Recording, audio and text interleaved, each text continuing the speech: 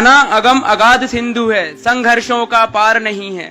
माना अगम अगाध सिंधु है, संघर्षों का पार नहीं है, किंतु डूबना मझधारों में साहस को स्वीकार नहीं है। शुभ संध्या। यहाँ पधारे समस्त श्रोतागण, समस्त अतिथिगण और मेरे फेलो टॉपर्स। मैं ये मानता हूँ कि यूपीएससी एक बिलीफ का गेम है, भरोसे का। भरोसा पहला अपने आप पर, क्योंकि आप ये एग्जाम देने वाले हो। इस एग्जाम की सक्सेस और फेलियर सबकी रिस्पॉन्सिबिलिटी आपकी है। आपको प्रीलिम्स देना है, आपको मेंस देना है, आपको इंटरव्यू देना है। जब तक आपको अपने आप पर भरोसा नहीं होगा, आप इस एग्जाम में कभी सक्सीड नहीं कर सकते। अगर भरोसा नहीं है, कॉन्फिडेंस नहीं है, तो आते हुए सवाल को भी आप गलत टिक करोगे, और भरोसा है तो तुक्के भी सही जाएंगे।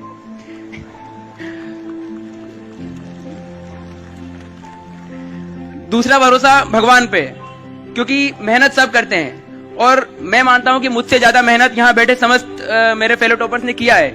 पर मुझे ये 93 रैंक हासिल हुई है पहले ही अटेम्प्ट में। इसका श्रेय मैं पूरा भगवान को दूंगा, क्योंकि मेहनत मैं भले अगर गलत डायरेक्शन में भी हो, उनके यहाँ सब काउंट होता है। अगर मैंने गलत डायरेक्शन में मेहनत की है तो भी अगर मैंने मेहनत की है तो मुझे सफलता मिलेगी।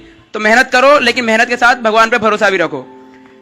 तीसरा भरोसा हमें मार्गदर्शन देने वाले समस्त प्राध्यापकों पे हमें होना चाहिए। जो सीख वो हमें दे रहे हैं, जो शिक्षा वो हमें दे रहे हैं, उसे पूर्ण रूप से ग्रहण करें और पूर्ण रूप से पालन करें।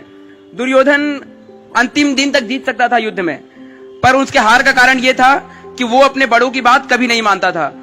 उसने भीष्म पितामह की बात नहीं मानी, द्रोणाचार्य की बात नहीं मानी, अंततः अपनी माँ गांधारी की भी बात नहीं मानी। गांधारी ने उससे कहा था कि जाओ गंगा में स्नान करके आओ, जिस भी नदी में, नदी मुझे याद नहीं है, नदी में स्नान करके आओ और मेरे सामने नग्न रूप में आके खड़े हो जाओ, जैसे एक बालक अपनी माँ के सामने खड़ा होता है। पर दुर्योधन अपने एक अज्ञानतावश श्री कृष्ण जी उसे रास्ते में मिल गए, तो श्री कृष्ण जी ने उसकी अज्ञानता का फायदा उठा लिया और उससे कहा कि नग्न वेश में कौन अपनी माँ के सामने जा सकता है, कम से कम केला तो लपेट लो। तो केले का जो पत्ता होता है वो उसने लपेट लिया और तब वो अपनी माँ के सामने गया।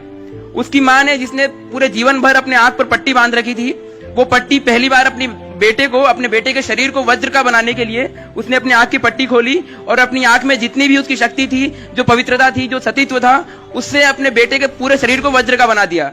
परंतु जो भाग उसने केले के पत्ते से ढक रखा था वो केवल दुर्बल ही रह गया। तो इसलिए आगे जाके जब भीम से उसका युद्ध हुआ तो उस दुर्बल जगह पर भीम ने वार किया और दुर्योधन की पराजय हुई। तो अपने बड़ों का कहना यदि उसने मान लिया होता तो दुर्योधन 18वें दिन नहीं, पहले दिन ही जीत गया होता।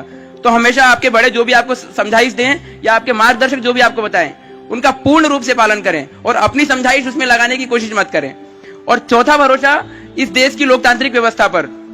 मैं एक बहुत हम्बल बैकग्राउंड से आता हूँ। मेरे पापा पेट्रोल पंप पे काम करते थे, अब वो नहीं करते हैं। तो उसके बाद भी यदि मुझे ये सक्सेस मिली है तो मैं इसका श्रेय अपनी कंट्री की डेमोक्रेटिक स्ट्रक्चर को भी देना चाहता हूँ, क्योंकि हमारी कंट्री का लोकतांत्रिक व्यवस्था ऐसी है जिसमें मेरे जैसे व्यक्ति को और मुझसे भी कई अधिक निर्धन व्यक्तियों को भी ये मंच मिलता है जहां मैं आपको संबोधित कर पा रहा हूं इतनी कम आयु में। तो मैं चाहता हूं कि ये हमारे देश की एक व्यवस्था भी इतनी मजबूत है जो हमारे पुरखों का दिया हुआ है, जिससे मुझे ये सफलता मिली है। और आखिरी में तो मैं यही कहूंगा कि अपने आप को कभी अंडर एस्टिमेट मत करें, क्योंकि ये तो एक केवल यूपीएससी के एग्जाम है। मनुष्य में तो वो ताकत होती है कि पर्वत को तोड़ सकता है, पत्थर को पिघलाकर पानी बना सकता है।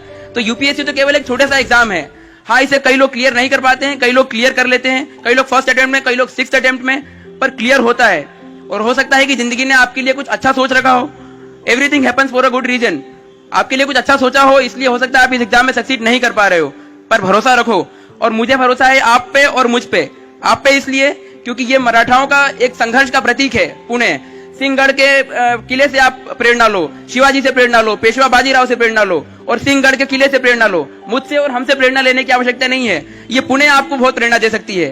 तो आप तो खुद पुणे के वासी हो, तो पुणे से प्रेरणा लो और इस एग्जाम में सक्सीड करो। और दूसरा भरोसा मुझे अपने आप पर है कि मैं एक सच्चा और अच्छा अधिकारी बन के दिखाऊंगा। मुझे किसी चीज का लोभ नहीं है। मैं केवल और केवल जनता के लिए ही काम करूंगा।